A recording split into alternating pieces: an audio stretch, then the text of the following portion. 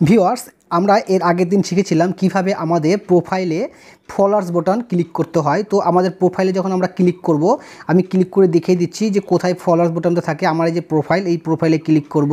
তো ক্লিক করার পর দেখো এই যে এই হাতের ডান সাইডে এই পাশে আমি লেখা আছে যে 3 ডট নামে একটি অপশন রয়েছে। এই 3 ডটে আমরা ক্লিক করব। ক্লিক করার পরে এই যে এই পাশে ভিউ অ্যাস রয়েছে, এই ভিউ অ্যাসে ক্লিক করলে এই যে এখানে দেখা যাচ্ছে যে ফলো বাটনটি এখানে দেখা যাচ্ছে। ওকে, তো এই ফলো বাটনটি দেখা যাচ্ছে। তার নিচে যে এবার ফলোয়ার্স মানে আমাকে কারা কারা ফলোয়ার্স মানে ফলো করে রেখেছে, মানে এর সিস্টেম মানে যারা হচ্ছে আমাকে ফ্রেন্ড রিকোয়েস্ট পাঠাবে তারা তো পাঠাতে পারবে না, শুধু ফলো করবে। তখন সেই ফলোয়ার্সটা নিচের ঠিক এই জায়গাতে একটা লেখা উঠবে, ফলোয়ার্স নামে একটা জায়গা উঠবে। তো এই জায়গাটা করার জন্য আমাদেরকে আরেকবার ব্যাক বটমে যেতে হবে। ব্যাক বটম থেকে চলে আসতে হবে।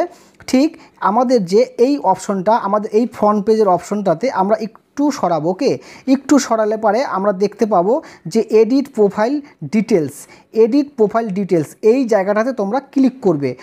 বন্ধুরা, এরপরে আমাদের যে কাজটি করতে হবে সেটি হচ্ছে আমাদের এডিট প্রোফাইলের নিচে একটি অপশন দেখা যাচ্ছে যে এডিট প্রোফাইল পাবলিক ডিটেলস। এইখানটা আমরা একবার ক্লিক করব।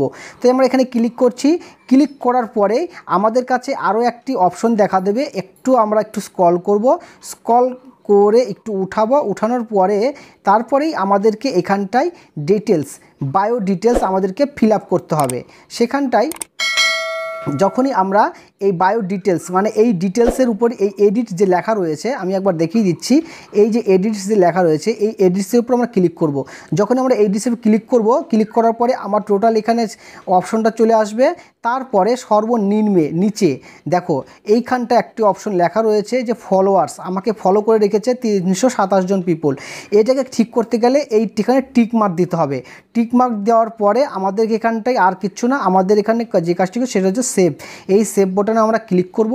ক্লিক করার পরে আমাদের এখানে ফলোয়ার্স বাটনটা অ্যাড হয়ে গেল। দেখো এই যে ফলোয়ার বা 327 জন পিপল আমাকে ফলো করে রেখেছে। তাহলে এটা বুঝতে পেরে গেল, খুবই সহজ এবং খুবই সিম্পলভাবে এটি 1 মিনিটের ভিতরে তোমরা এই কাজটি করতে পারবে। তো ধন্যবাদ সবাইকে। ভিডিওটি যদি তোমাদের কাজে লাগে একটি লাইক অবশ্যই করবে, আর যদি কেউ নতুন বন্ধু থাকো সাবস্ক্রাইব করবে, আর যারা আগে থেকে সাবস্ক্রাইব করে রেখেছে তাদেরকে অসংখ্য ধন্যবাদ। চলো ভিডিওটি এখানে শেষ করছি, পরবর্তী ভিডিওতে আবার দেখা হচ্ছে।